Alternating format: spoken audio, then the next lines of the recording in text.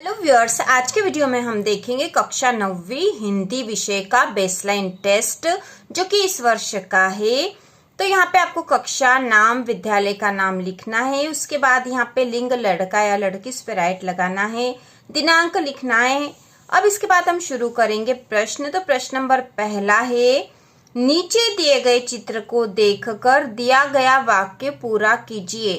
तो ये वाक्य दे रखा है यहाँ पे लड़की रही है, तो यहाँ बीच में रिक्त स्थान है और यहाँ चित्र दे रखा है। तो ये चित्र में लड़की, यहाँ पर हम क्या लिख सकते हैं, लड़की दौड़ रही है। तो हम यहाँ लिख देंगे लड़की दौड़ रही है,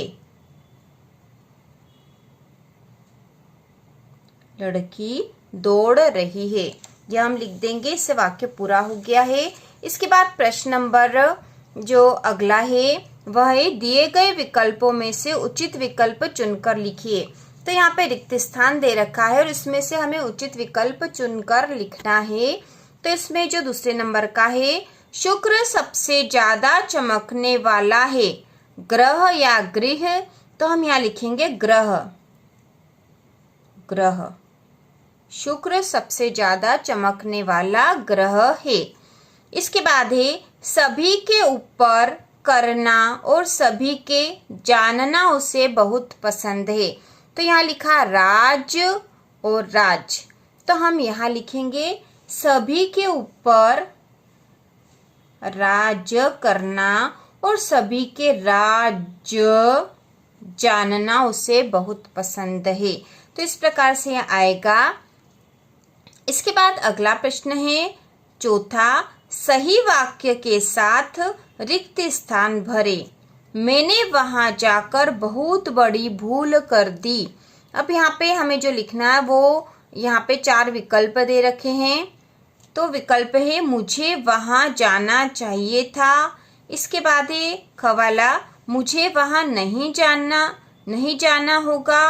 ग है, मुझे वहां जाना नहीं है। और घ है, मुझे वहां नहीं जाना चाहिए था। और यहाँ वाक्य देखो फिर से, मैंने वहां जाकर बहुत बड़ी भूल कर दी। तो मैंने वहां जाकर मतलब पहुंच गए हैं, उसके बाद बोल रहे हैं कि मैंने वहां जाकर बहुत बड़ी भूल कर दी। तो यहाँ पर जो सही वाक्य होगा वह होगा, मुझे वहां नहीं जाना चाहिए था। मैंने वहां जाकर बहुत बड़ी भूल कर दी, मुझे वहां नहीं जाना चाहिए था। तो यह घ वाला आंसर यहाँ पर आएगा। इसके बाद अगला 5वां है, अब सारे कार्य हो चुके हैं। समाप्त, समाप्ति या समाप्ति। तो यहाँ आएगा समाप्त। ठीक है, तो हम रिक्त स्थान में लिख देंगे समाप्त। अब सारे कार्य समाप्त हो चुके हैं। इसके बाद अगला प्रश्न है, नीचे लिखे वाक्यों को सही अर्थ प्रदान करने के लिए उचित मुहावरे पर सही का निशान लगाइए। तो यहाँ जो वाक्य दे रखा है उसको सही अर्थ प्रदान करने के लिए हमें मुहावरा बताना है।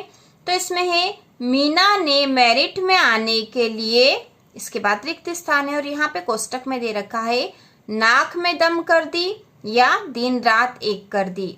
तो मीना ने मेरिट में आने के लिए क्या आएगा यहाँ पर, यहाँ आएगा दिन रात एक कर दी, मतलब उसने बहुत मेहनत करी। तो यहाँ पे इस पे राइट लगाएंगे, दिन रात एक कर दी पे। इसके बाद अगला है इसी में, शिक्षक ने बहुत दिन बाद राम को कक्षा में आता हुआ देखकर कहा कि अरे राम, तुम तो 9-11 हो गए हो या ईद का चांद हो गए हो। तो यहाँ पर आएगा ईद का चांद हो गए हो, मतलब बहुत दिनों बाद दिखाई दिए। ठीक है, शिक्षक ने बहुत दिनों बाद राम को कक्षा में आता हुआ देखकर कहा कि अरे राम, तुम तो ईद का चांद हो गए, मतलब बहुत दिनों बाद स्कूल आए हो। इसके बाद अगला 8वां है या है लिखकर निम्नलिखित वाक्य पूर्ण कीजिए। इसमें पहला है, मोहनी गाना गा रही। तो यहाँ पे गाना गा रही है, यहाँ पे ये वाला है आएगा। और दूसरा है, किताब के पन्ने उड़ रहे हैं। तो यहाँ पे है, इस पे यहाँ पे बिंदु वाला है आएगा, क्योंकि बहुवचन के साथ ये वाला है प्रयोग होता है और एक वचन के साथ ये वाला। इसके बाद अगला प्रश्न है, रेखांकित शब्द के स्थान पर उसी अर्थ वाला शब्द लिखकर वाक्य पूरा कीजिए। तो रेखांकित शब्द कौन सा, देखो यहाँ पे रेखांकित मतलब जिसके नीचे अंडरलाइन दे रखी है वह।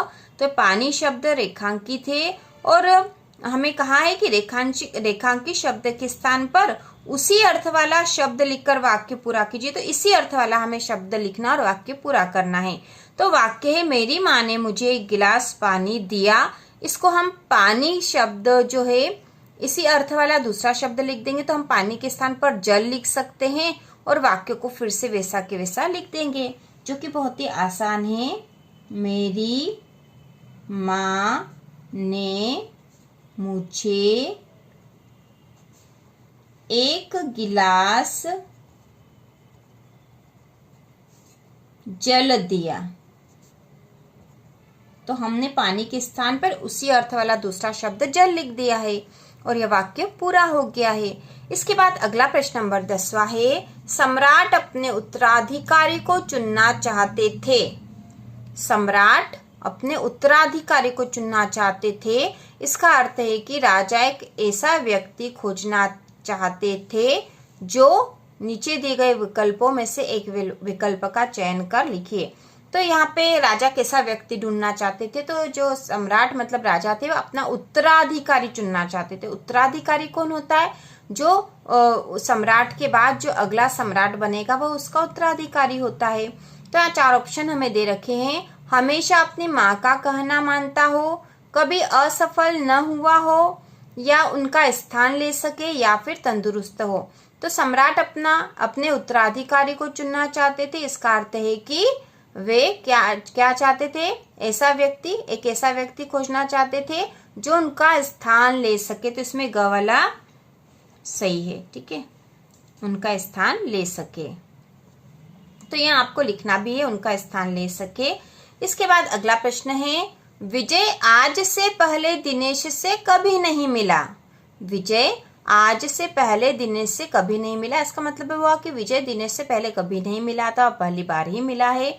वह वाक्य चुनिए जिसका अर्थ ऊपर दिए गए वाक्य के समान हो। तो यहाँ पे 4 ऑप्शन में से हम वह वाक्य चुनेंगे जिसका अर्थ इसके समान हो। तो 4 ऑप्शन है, विजय दिनेश से आज पहली बार मिला, दूसरा है विजय दिनेश से कुछ समय पहले मिला, तीसरा है यहाँ आने से पहले विजय दिनेश से मिला, और चौथा है विजय दिनेश से इससे पहले एक बार मिला। तो क्या होगा? क्योंकि यहाँ लिखा विजय आज से पहले दिनेश से कभी नहीं मिला, इसका मतलब हुआ कि विजय दिनेश से आज पहली बार मिला। तो फर्स्ट वाला जो वाक्य यह राइट है, पहला। इसके बाद अगला प्रश्न नंबर 12 है, नीचे दिए गए वाक्य को सार्थक शब्दों के प्रयोग से पूरा करके लिखिए। तो सार्थक शब्दों का प्रयोग करके वाक्य हमें पूरा करना है। तो यहाँ लिखा आज मेरी माँ ने मुझे, इसके बाद रिक्त स्थान है, तो आप यहाँ पर अपने अनुसार लिख सकते हो, ठीक है, आपके अनुसार जो भी आपको सही वाक्य लगता है वह लिख सकते हो, लेकिन वाक्य सार्थक होना चाहिए। जैसे हम लिख सकते हैं कि आज मेरी माँ ने मुझे नए कपड़े दिलाए, ठीक है, नए कपड़े दिलाए। आज मेरी माँ ने मुझे नए कपड़े दिलाए। आप ये भी लिख सकते हो कि आज मेरी माँ ने मुझे नई कॉपियाँ दिलाई, आज मेरी माँ ने मुझे बहुत प्यार किया।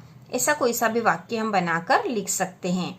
इसके बाद प्रश्न नंबर 13 है, दिए गए शब्दों को सही क्रम में लगाकर सार्थक वाक्य बनाकर लिखिए। तो यहाँ शब्द दे रखे और इन्हें सही क्रम में हमें लगाना है और सार्थक वाक्य बनाना है। तो यहाँ लिखा दोस्त करता है मेरा काम पुस्तकालय में। तो हम यहाँ पे सार्थक वाक्य बना देंगे, मेरा दोस्त पुस्तकालय में काम करता है। मेरा दोस्त पुस्तकालय में काम करता है, वाक्य सार्थक बन गया है। इसके बाद अगला है, नीचे दिए गए वाक्य को प्रश्न के रूप में लिखिए।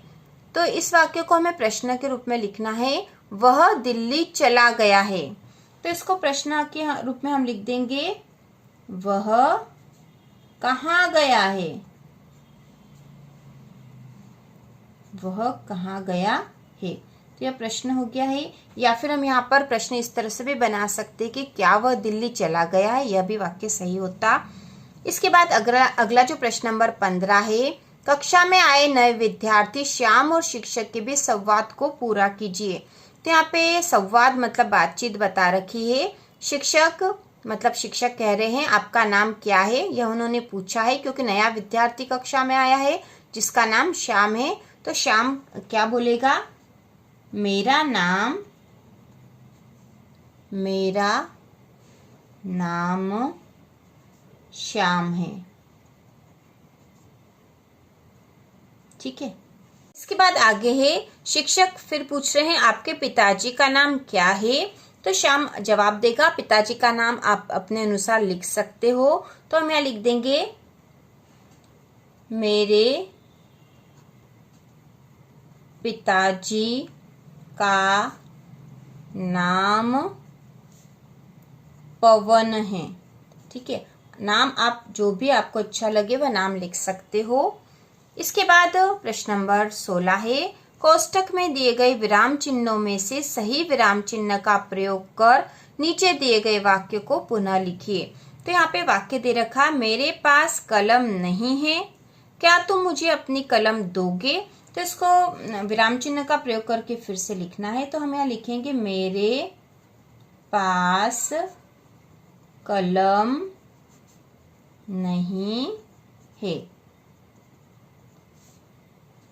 क्या तुम मुझे अपनी कलम दोगे। और आखिरी में प्रश्नवाचक चिन्ह आ जाएगा। ठीक है, प्रश्नवाचक चिन्ह आ जाएगा यहाँ पर, और इस प्रकार से वाक्य पूरा हो जाएगा।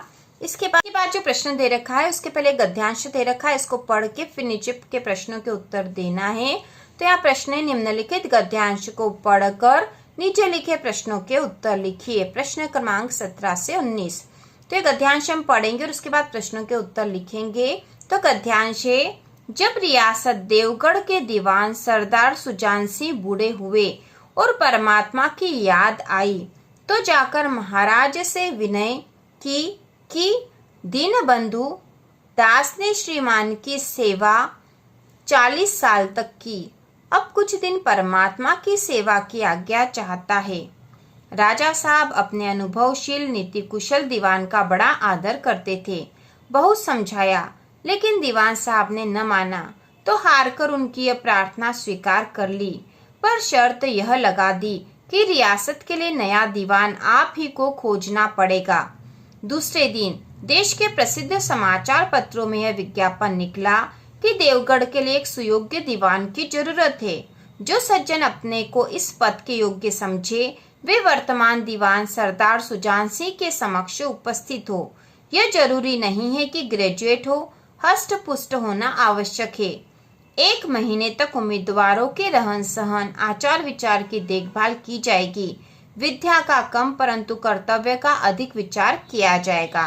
तो इस प्रकार से गद्यांश यहाँ दे रखा है, और यह गद्यांश जो है प्रेमचंद की एक कहानी में से लिया गया और उस कहानी का नाम परीक्षा है। तो यहाँ पे प्रश्न दे रखा है, कुछ दिन परमात्मा की सेवा की आज्ञा चाहता हूँ कथन से तात्पर्य है भगवान की पूजा करना, राजा साहब की सेवा करना, दीवान पद से अवकाश लेना या गरीबों की सेवा करना। तो इसका उत्तर होगा दीवान पद से अवकाश लेना, यह आंसर आएगा इसका। इसके बाद अगला प्रश्न नंबर 18 है, समाचार पत्रों में प्रकाशन हुआ। समाचार पत्रों में प्रकाशन हुआ, नाले में कीचड़ का विवरण, राजा साहब की बीमारी, दीवान पद का विज्ञापन या हॉकी के मैच का वर्णन। तो इसका उत्तर होगा दीवान पद का विज्ञापन, क्योंकि यहाँ हमें बता ही रखा है ऊपर कि दीवान पद का विज्ञापन निकाला था समाचार पत्रों में। इसके बाद प्रश्न नंबर 19 है, दीवान पद के लिए आवश्यक शर्त थी कर्तव्यशील हो, होशियार हो, अनुभवी हो या ग्रेजुएट हो। तो यहाँ पे कर्तव्यशील हो, क्योंकि कर्तव्य पर अधिक विचार किया जाएगा, लिखा ही है गद्यांश में, ऊपर हमने पढ़ा था अभी। इसके बाद तो ये 3 प्रश्न इस गद्यांश में से आंसर दिए हैं हमने। इसके बाद प्रश्न नंबर 20वां है, अपनी पसंद के किसी खेल के बारे में 2 वाक्य बनाकर लिखिए। अपनी पसंद के किसी खेल के बारे में कोई से 2 वाक्य हमें बनाकर लिखना है। तो हम यहाँ लिख देंगे, क्रिकेट खेलना पसंद है। मुझे क्रिकेट खेलना पसंद है। फिर एक और वाक्य बनाकर लिख देते हैं, मैं रोज शाम को क्रिकेट खेलता हूँ।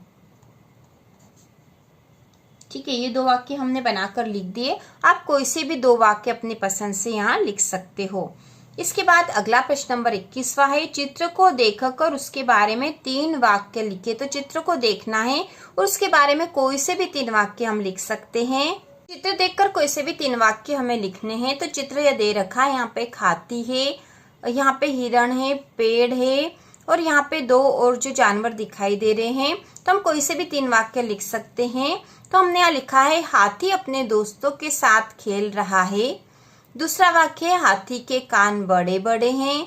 तीसरा वाक्य है, हिरण एक पेड़ के पास खड़ा है। तो आप अपने अनुसार भी अपने मन से कोई से भी 3 वाक्य बनाकर लिख सकते हो। इसके बाद अगला प्रश्न नंबर 22वां है, नीचे दिए गए पत्र को पूरा करके लिखिए। बीमार होने पर अवकाश हेतु प्रार्थना पत्र। तो एक प्रार्थना पत्र है, बीमार होने पर अवकाश हेतु, तो प्रति करके लिखना। अब हमें प्रार्थना पत्र में बता नहीं रखा है कि हमें किसके नाम से लिखना है, कक्षाध्यापक के नाम से लिखना है या प्राचार्य के नाम पर। तो हम यहाँ पर कक्षाध्यापक के नाम से प्रार्थना पत्र लिखेंगे। प्रति श्रीमान कक्षाध्यापक महोदय। इसके बाद यहाँ लिखेंगे शासकीय मॉडल स्कूल भोपाल। ठीक है, अब यहाँ पर जो हमने विद्यालय का नाम लिखा और भोपाल लिखा, तो यहाँ पर आपको अपने विद्यालय का नाम लिखना है और अपने शहर का नाम यहाँ लिखना है। जो भी आपके स्कूल का नाम है और जो भी आपके स्कूल का स्थान है वो दोनों यहाँ लिखे जाएंगे। आपको ऐसा नहीं लिखना है, इसमें आपको अपने स्कूल का नाम लिखना है, ध्यान रखना है। इसके बाद हम लिखेंगे विषय। तो विषय में हम लिखेंगे अवकाश हेतु प्रार्थना पत्र। अवकाश हेतु प्रार्थना पत्र। उसके बाद लिखा महोदय। फिर हम लिखेंगे नम्र निवेदन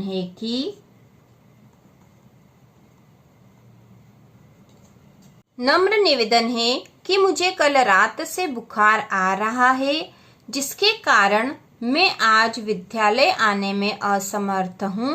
अतः कृपया मुझे 2 दिन का अवकाश देने की कृपा करें। क्योंकि यहाँ दिन नहीं बता रखे तो हम अपने अनुसार लिख देंगे। हमने 2 दिन का लिख दिया, आप 1 दिन का भी लिख सकते हो यहाँ पे, उससे कोई फर्क नहीं पड़ेगा।